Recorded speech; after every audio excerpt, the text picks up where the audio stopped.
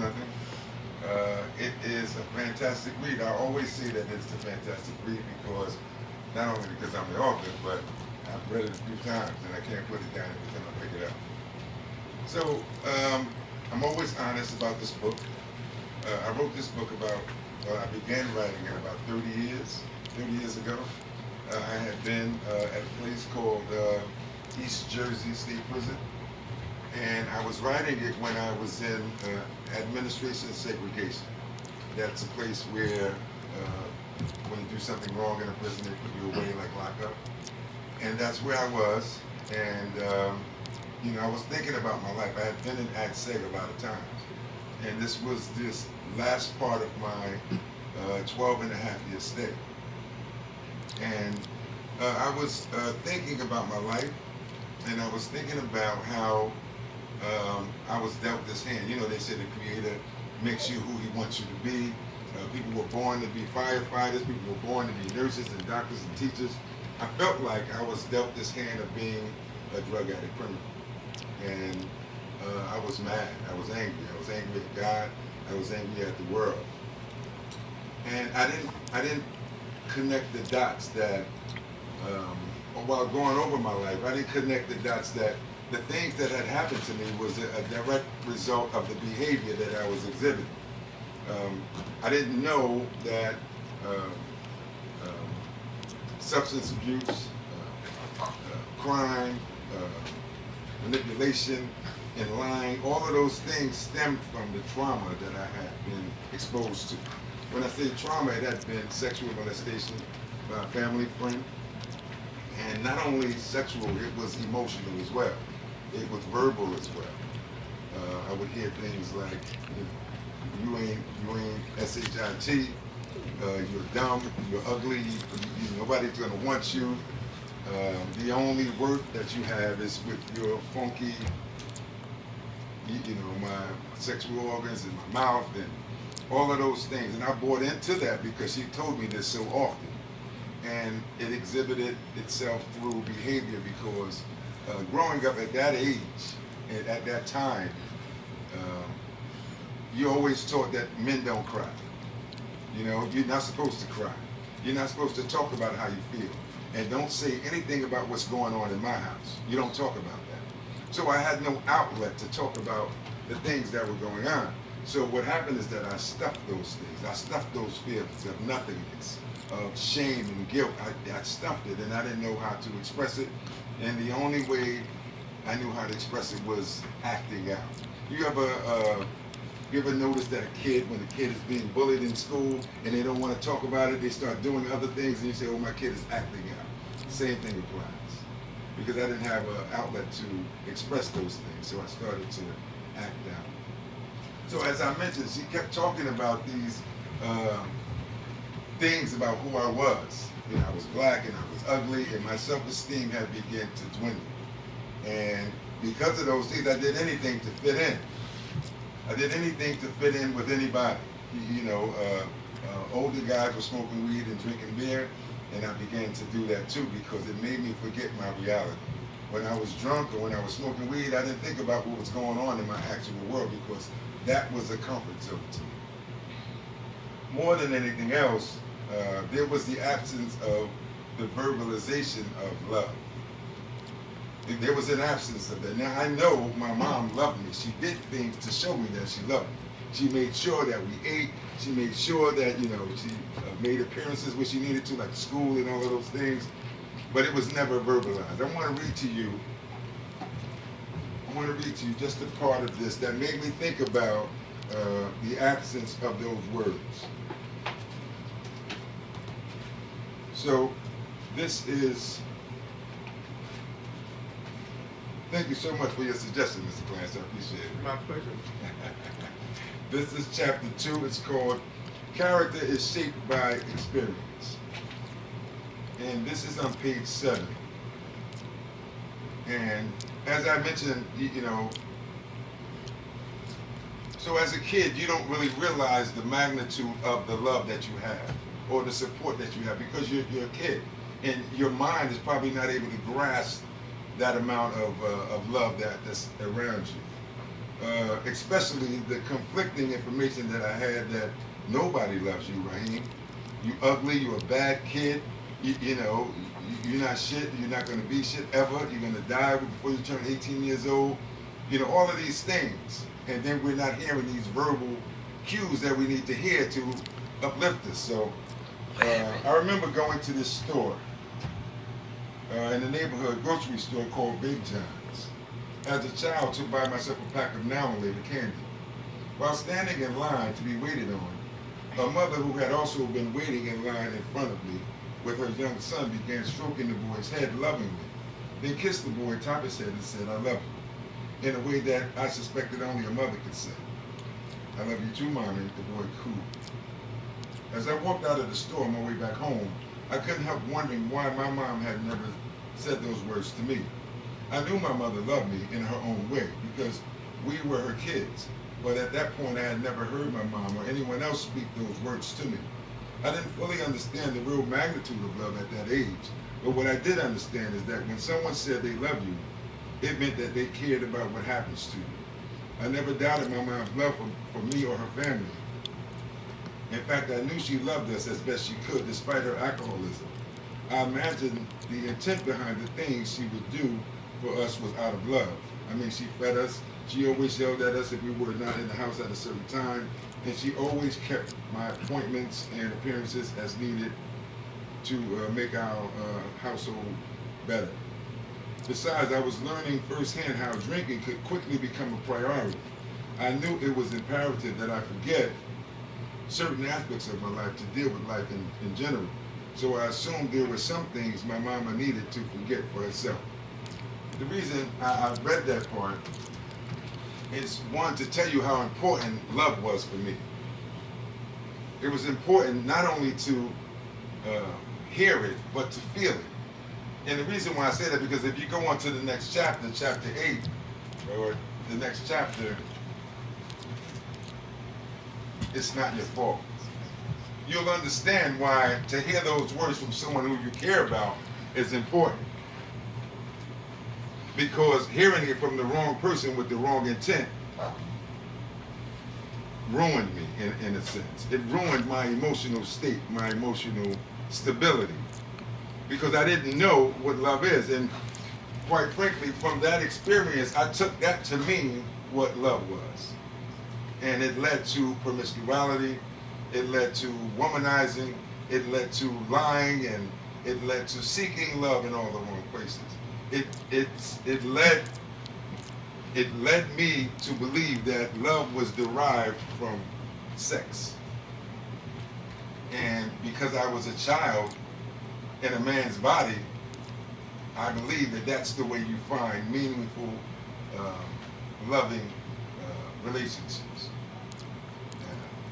So I just wanted to point that out because trauma can cause you or cause me to behave in ways that were aberrant.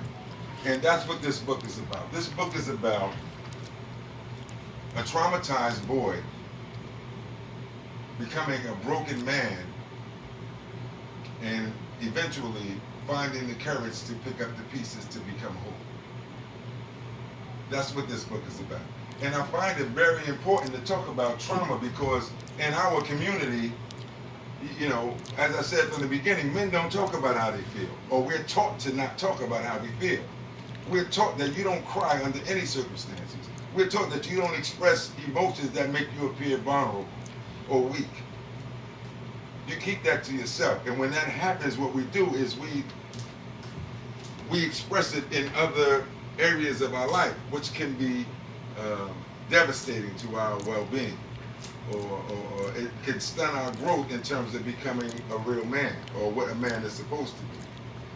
So that's my intent for writing this book. I want people to understand that it's important for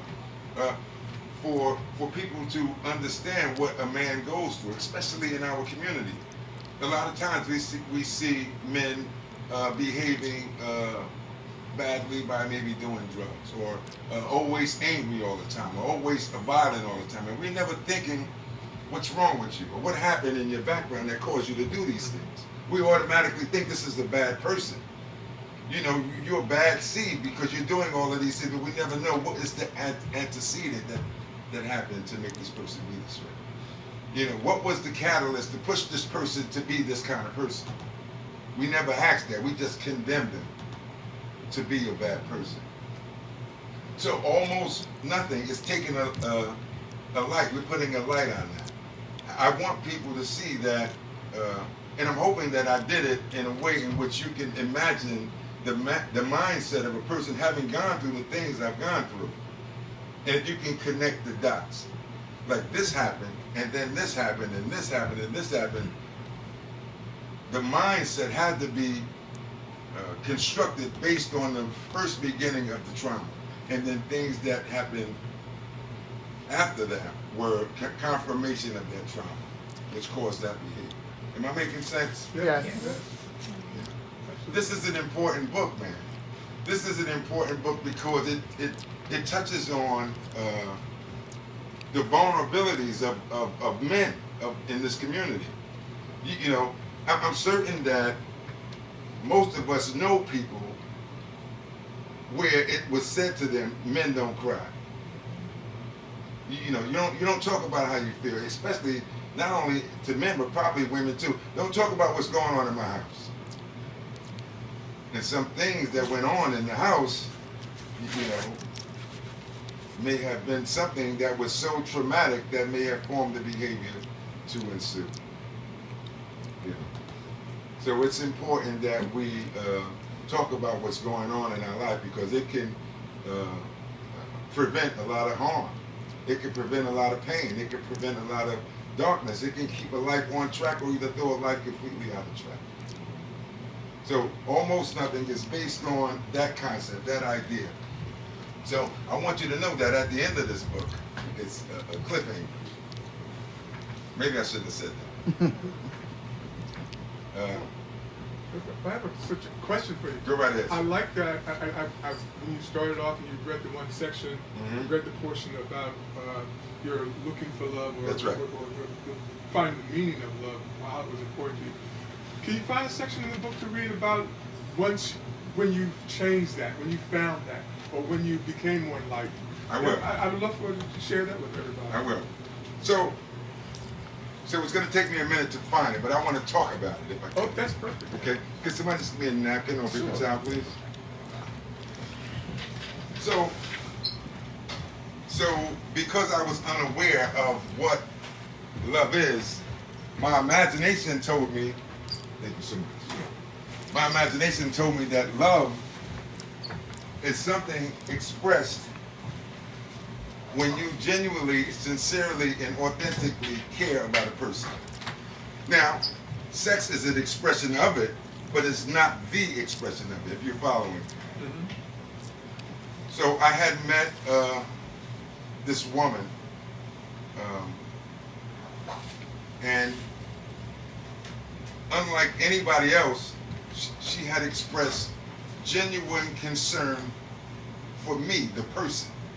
And it wasn't based on how I made her feel. It wasn't based on any sexual desire. It was based on human to human. And everybody that I had known prior to that, there was always some letdown. There was always some expectation that you have of someone, but then at the end, it would always be a letdown, like sending the representative. You know, when you first meet somebody, somebody's really nice and they're really kind and they're really cordial, but after you get to know them, then it's a letdown.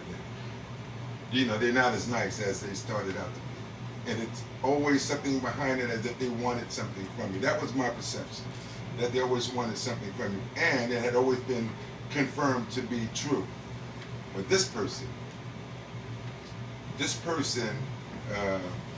genuinely cared about my well-being, didn't even know me fully, but cared that I didn't use drugs anymore. That cared that I can be as smart as they thought I was. That cared about I got put in the right direction to better my life and didn't want a thing from me, not even sex, what I thought was the ultimate thing to have from me. It was simply because they cared about who I was as a person. And that, for me, blew my mind because this person single-handedly restored my faith in Jesus and didn't want a thing from it. So that's where the real love, that's where the real meaning of love for me came into play. Because I knew it wasn't just a sexual thing. It said to me that a person makes a commitment or a decision to love somebody. We don't fall in, well, I might be wrong, but my limited opinion is that we don't fall in love. We make a decision to care about somebody, to love somebody, to care about somebody's well-being, to want somebody to do well, to nurture someone. And that, to me, formulates this emotion of love based on our decision to do it. Not this lustful thing, or this enamored thing, or this infatuation thing, or this desire to explore someone, you know, because we're enamored with what they look like and all of that stuff. It's not based on that. This love thing comes from a conscious decision. And that was expressed to me by this person that I met. And so that was the realization that love was real and that people have the capacity to do that. And what she said to me that made me feel that I have this thing in me too, because a long time I felt broken. Like I didn't have the capacity to love. Like I wasn't equipped with that thing to love someone. But all the while I was looking for this majestic or this magical thing to, like, I want to fall and automatically be in this way or in this emotional state. But it's not that at all. It's a decision to say, okay, I'm gonna stick and stay. I'm gonna commit to taking care of this person, feeling for this person, making sure this person is nurtured and put in the right way. And then that's where love comes from. So, yeah. So that's what it was for me. And I think that it's important that we explore all of these feelings or these things that we are, men in particular, that we grow up with, things that can really be a disadvantage to it. Like, you know, don't talk about how you feel. You know, because a lot of times we get so angry, or we internalize, we're wanting to talk about the emotion that we're having, and this emotion, if expressed, will make us, in some people's eyes, appear weak. And because we don't want to appear weak, we don't talk about this feeling. And because we don't talk about it, we stuff this feeling. And as a result of stuffing this feeling and having no outlet, we become angry. And who gets the blunt of that? The people that are most close to us. You know, it may turn into domestic violence. It may turn into this person being angry and, you know, all day, every day. Somebody says something to this person in the wrong way, the way that he perceived it being said, and now it's some violence. All because we're taught not to talk about how we feel. You know, not to express any sadness or disappointment or, you know, those kind of feelings that can publicly make us appear to be weak. But that's a fallacy. We need to be able to talk about those things that's going to make us whole and able, emotionally equipped people. So I think it's important that we talk about that. Anybody have another question for me? And don't tell me we got all the way down here from 5 to 7 and anybody got no questions for me. I've got another one for you. Go ahead, Chief Clarence. So, you said, how long did it take you to write this book? Well, actually, I started writing it, like I said, when I was in AdSeg, maybe 30 years ago. But I wrote it, and it was filled with sexual exploits. And I have to be honest, I'm hoping that you guys don't think I'm some sort of sex name, because that's not the case. But I wrote it because I was in AdSeg, I was in prison, and I wrote about a bunch of sexual exploits, and I didn't realize that that kind of thinking was based on the trauma that I had endured. And I didn't put that together. So once I was able to put that together, then I started, of course, taking out all of those sexual things, but only keeping the part that I think that made sense to the storyline. So yeah, it took me a long while to write it, but once so people talk about you know, in our community, we don't talk about therapy, therapists. Well, I know it had been. I don't know about now, but I know it had been, because when we talk about therapists, it means that person's crazy. You know, he's seeing a psych. Oh my goodness. You know, I don't want to sit that close to that guy right there because he crazy. But quite frankly, that was the thing that kind of made me see that, you know, Raheem, this is connected to that, and that's connected to that, and that's connected to that. But not only that, what it forces you to do is, because once you know, you can't go back to not knowing. You know, so this therapist highlights the things that you talk about, and then if you keep talking long enough, you're going to talk about the solution. So the therapist highlights the thing that's the problem, and then highlight the thing that could possibly be the solution. Now it's up to the individual to do the work, to apply what may be the solution, as opposed to continuing to do what the problem is. So the therapist was a lifesaver for me, because it helped me to see that I really wasn't a bad person. You know, I really wasn't this no good person this woman made me out to be. You know, I just had to do something different and not let her words ring in my ear and cause that behavior to continue. If I haven't mentioned it before, I'm going to mention it now, that the person who molested and verbally and emotionally abused me was a family friend. It was a woman family friend. And, you know, that happened for a couple of years, which gave her the verbal abuse enough time to sink in. Because somebody tell you something long enough, you start to believe it. You know, like we tell our children, you know, you can be anything that you want to be. You know, all you got to do is put the work in. If we keep telling that to a child will flourish. But if we keep telling our child, you dumb as hell, you know, you ain't never going to be something. You ugly. All of those things. And the child's self-esteem starts to dwindle, and then there we have a fraction of a person based on what we told them so many times. So, yeah. I got a question. Go right ahead. What about the transformation when your son was born? Well, so those things planted the seed. You know, because I talked about it in the book where I felt some abandonment issues from my dad. You know, so my dad he didn't raise me as a child.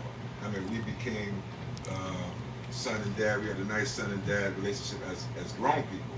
But as a kid coming up, he wasn't there. So I never learned the things that I thought a man should teach a boy child. You know, like respect, self-respect, responsibility, work ethic, all of those things. I mean, a woman can teach those things, but coming from a man, you know, and watching a man do those things, it hits different. When you see the person who you adore, the man that you respect, doing the things that he's telling you to do, that's a part of manhood that only a man can give another man. So, yeah, so when I had my son, I wanted him to be everything that I wasn't. I mean, I knew what I should be, I knew what I wanted to be, but I just didn't have the capacity to pull all those pieces together.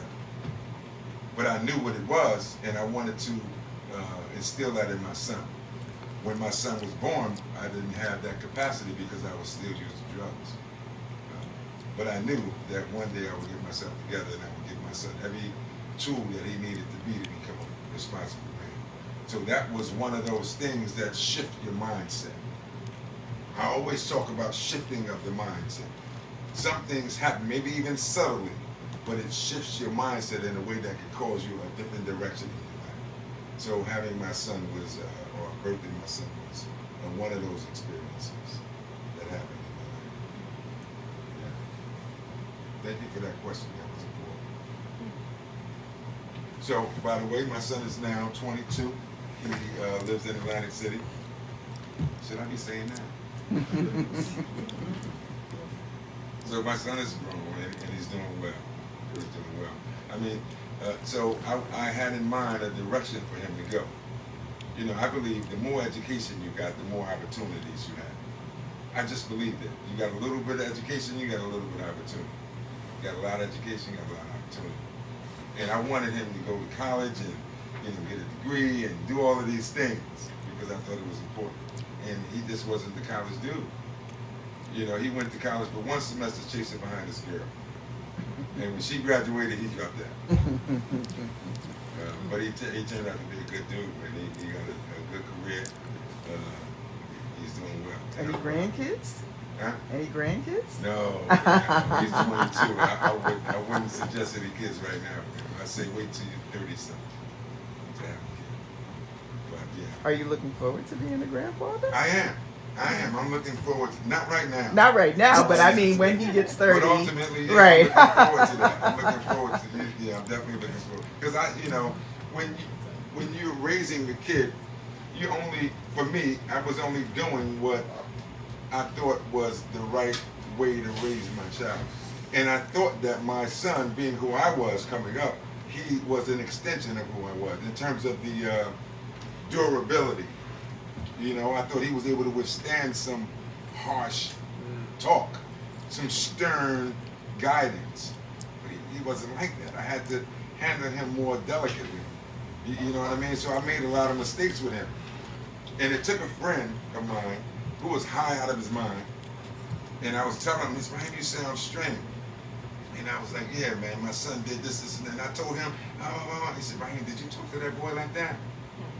And while he was talking, if anybody know anything about cocaine, I'm sorry to mention this, but you know, when you do a whole lot of it, it makes your jaw move from side to side. So while he was talking on the phone, I could see his jaw moving from side to side. He was that high. But he made good sense to me when he told me, he says, Raheem, you didn't talk to that boy that way, did you? And I said, yeah, I did. He said, Raheem, you can't treat him like that. He's his own man. You got to meet him where he is. He has his own way of thinking. He's not made like you are. Just because he's son don't make him made like you are. You have to meet your son where he is. And that was a very important message to me. Because I had made a lot of mistakes prior to that until I accepted that he is who he is. And I started to raise him accordingly. So I think that it's important that we pay attention to who our kids are as opposed to making them who we think they should be or who we want them to be because they have their own minds. Yeah. Go ahead, sir. Are there any particular or specific authors or books that you've read that helped you with your writing or helped you influence you or you just were impacted by? Yeah, that's kind of like a 3 or 4-fold story. Sure. But I'm gonna give you the brief part of it. So when I was about maybe around 16, I was in this place. It was a juvenile facility, and I had this professor out there. I was put in this college dorm, or this place where all the people who were smart enough to go to college. And so we had this writing class, and there was a professor from Edison, New Jersey. I think it was Middlesex County College, and he was a writing teacher. And he asked us to do a descriptive writing on everybody had something to describe. And my task was describing a Foot Locker. It was green. And he said, Raheem, I want you to describe that locker. I want you to write about it and describe it in detail. And I was like, man, how the hell am I going to do that? He says, look at it. Look at the color of it. Look at the texture of it. Look at the chips of paint that's falling from it. Look at how, smell it and see how it smells. And describe it in writing. And that's where the bug for me, the writing bug took hold. Yeah. But I read this book. I was telling my sister about it before. The Native Son. Fantastic book. Fantastic book. But you're right. Absolutely. That was a book that inspired me to want to be able to write because he talks about a lot of description in that book. But there's also Iceberg Slim. You know, I was caught up in that living and that lifestyle. So when I read the book and the way that he described the environment in which he lived in was also inspiring. So, and you'll see bits and pieces of the way he wrote in my book. So yeah. Those are good influences.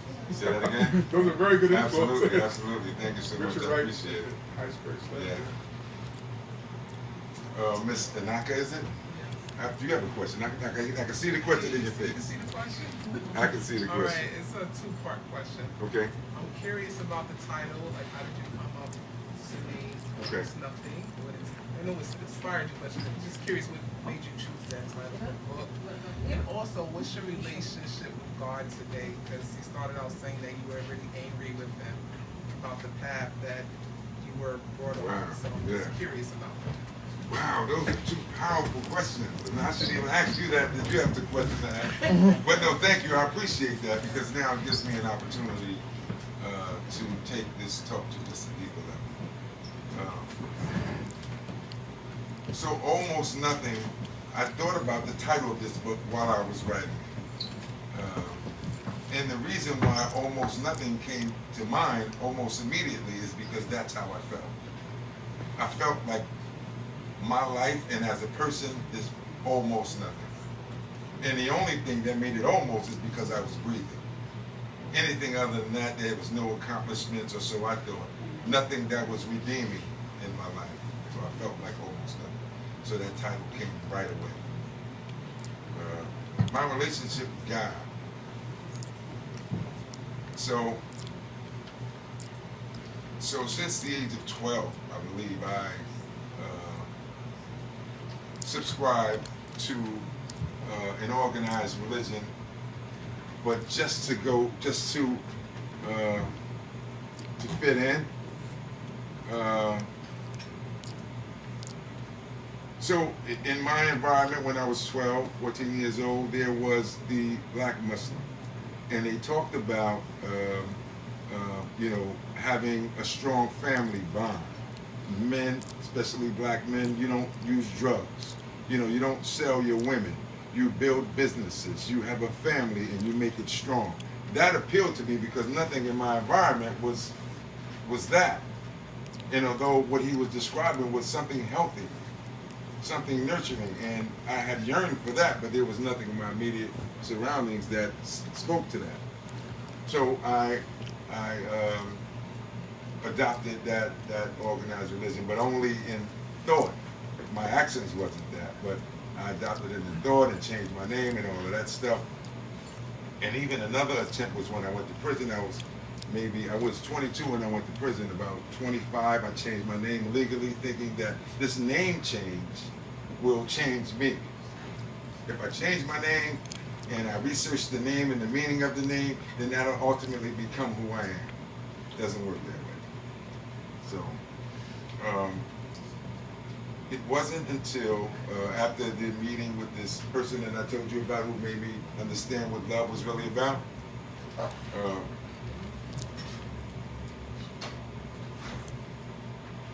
they had a saying that I had to put a whole bunch of thought into. And the saying is that God didn't bring you this far just to bring you this far.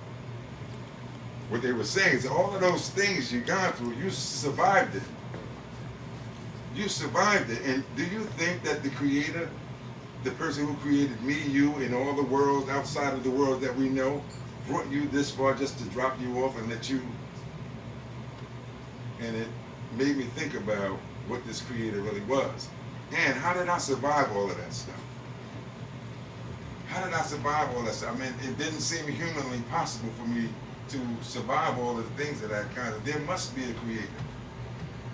And I was told that, Raheem, you got to create or nurture the relationship that you have with this Creator. And the only way that you're going to do that is through prayer. And constant talking and communication. And then I'll start to see the wonders of this Creator, which would increase my faith. So today, my relationship with the Creator of my understanding is fantastic. It's fantastic because I believe I wouldn't be here today if it wasn't for the Creator. So thank you for asking that question.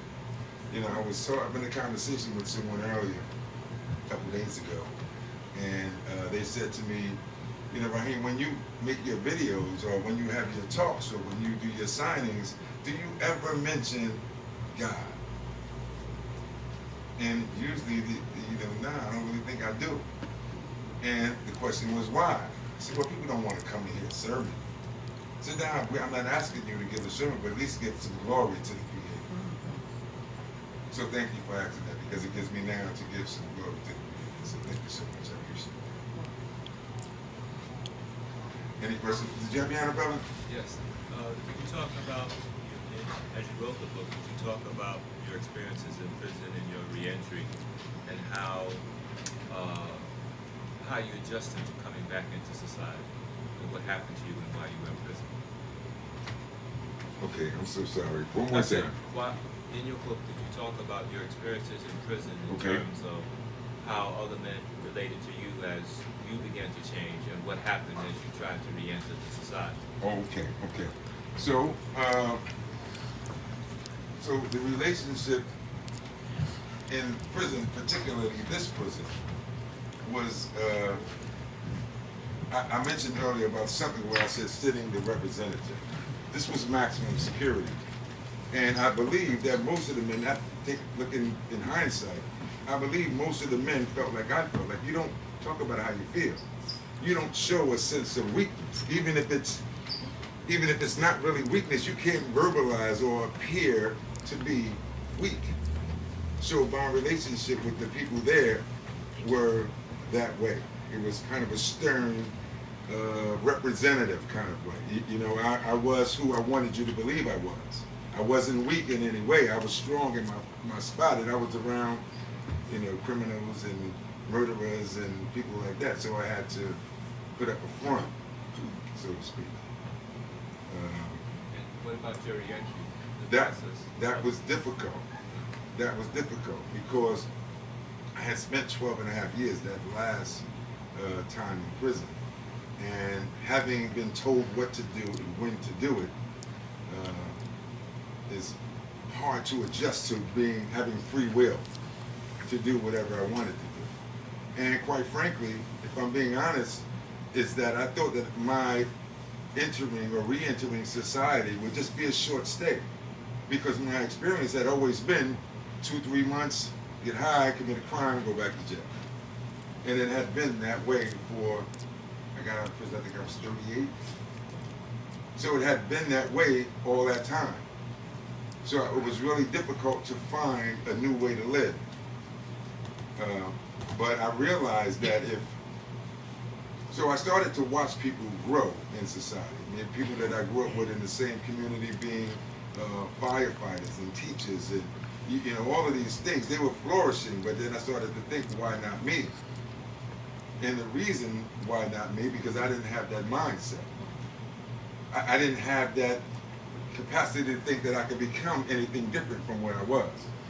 So re-entries or trying to be what society or what I thought that I should be was hard, because I still heard the voices of Broomhilda saying, "You ain't shit. You ain't never gonna be shit. You gonna die. You ain't nothing."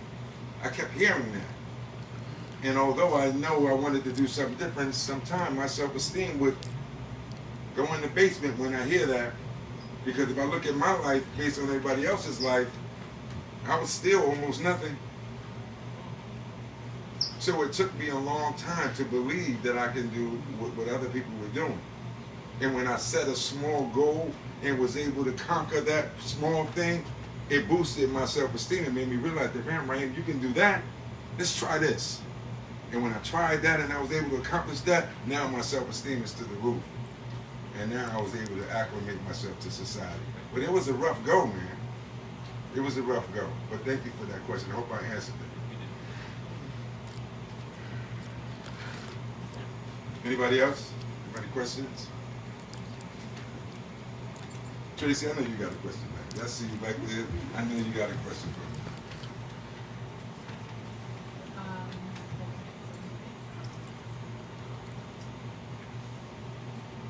Not that you're not great. So if you had to do it again, going way back, if you had to do it again, what would you have done different? Well, to be honest with you, Tracy, so I don't believe, I'm going to answer your question, but just let me say this as a disclaimer. I don't think anything in my life was not meant to happen. I think everything that I've gone through was meant to happen, because it authenticates me to be standing here today. It makes me knowledgeable. It makes me able, it makes me experienced enough to stand here and be able to write this book and to say the things that I'm saying. But if I can change anything in my life, going way back, like you said, I would have said something to somebody. This woman is doing this nasty stuff to me. I would have told somebody. If I couldn't tell my mama, I would have told the teacher. If I had been thinking that way. You know, but I was so caught up in that, you know, you don't say what's going on in my house.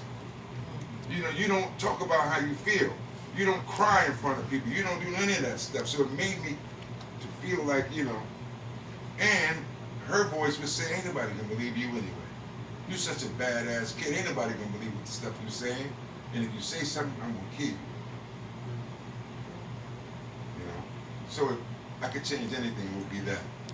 I would tell, I told Miss Johnny May. You remember Miss Johnny May? Miss Johnny May, Miss you gonna tell the world. I'd have told her. So I should have told Miss Johnny May. Yeah. Yes. Yes, What was your name again? I'm sorry. Martina, Martina. was you ever able to confront your abuser? No. Actually, I didn't say anything until I was about maybe 45. I told my sister Dee Dee. My sister Dee Dee is a beast. Well, she was a beast. And she wanted to go kill this woman. But she had passed away in Pittsburgh, Pennsylvania. I never told my mama. And I asked my sister Dee Dee not to say anything either. But she told my other sisters. But no, I never did.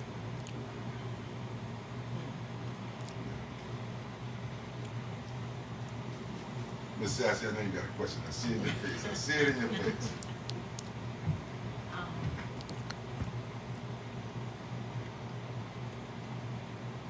Since you had such a close relationship with your mother, why do you feel you couldn't have shared that? Well, that relationship wasn't derived till later. You know, because, you know, I think my mom was battling her own demons. You know, alcohol is a drug, you know, and I think that, and I talk about it in the book just briefly, that I think that, so I don't know, because I have people in my family that always say, you know, I love you. You know, I love you, I love you. They don't mind saying, and they say it pretty regularly. But I don't know why my mother wasn't brought up with the I love you thing. Or maybe she was, and just didn't say it based on an experience that happened in her life. You know, my summation, and you know, maybe, you know, just a wild guess, is that she was kind of hurt by love in some way. You know, and she didn't want to utter those words to nobody. You know, I think that she was still in love with my dad. You know, evidence of that is when my dad passed away, there was nobody there, but my mom was front and center. You know, sitting at the bedside with him, you know, as he wasted away. So I believe that that had something to do with my mom never mentioning the love thing. So ultimately, you know, she just drank a whole lot for a long time. But when she stopped drinking, and when I stopped going to prison, we were able to talk about a lot of things. And that's where our relationship got closer. Now, don't get me wrong, you know, my mom was always my biggest fan, biggest cheerleader, and anything that I wanted to do right, she was right there, you know. But anything other than that, you know. But once she stopped drinking, we formed a really, really close relationship. Like I said, she was my biggest cheerleader. Jackie?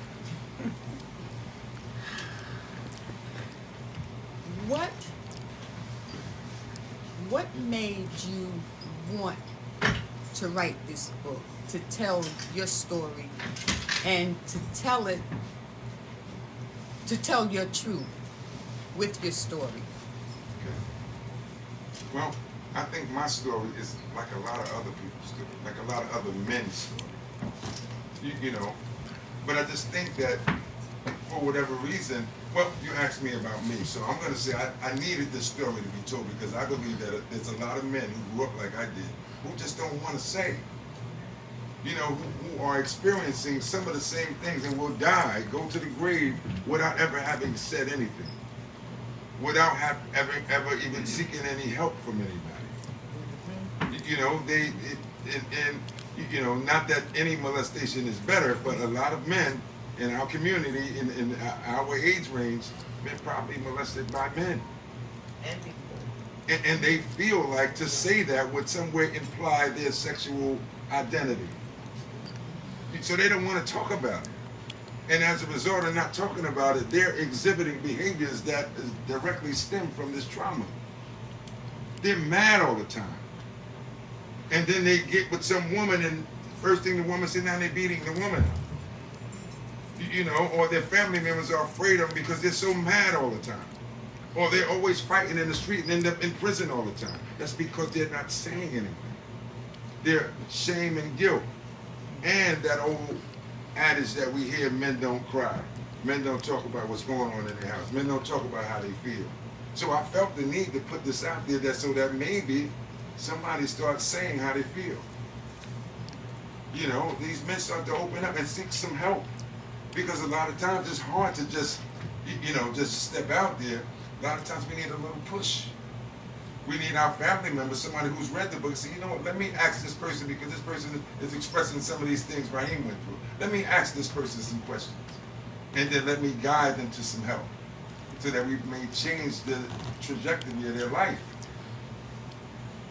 That's important. It's important that people know. You know, when I first wrote it, I was a little bit ashamed of the things that I put in there because I think people are going to view me in a certain light. But as long as the story got out there, as long as the truth got out there, I don't care about what people, I know the truth about me, you know? But as long as the story got out, as long as the people know, as long as somebody can help somebody else, that's the whole intent. Because, you know, pain shared is pain lessened. I believe that. If I share the pain that I'm going through, then that pain in some way is lessened. You know, and I open the door for somebody else to get some help. That's pretty much what it's about. Well, now I'm sure you got a question. I just love you. I'm a proud sister. I'm a proud sister. That's all. I love you.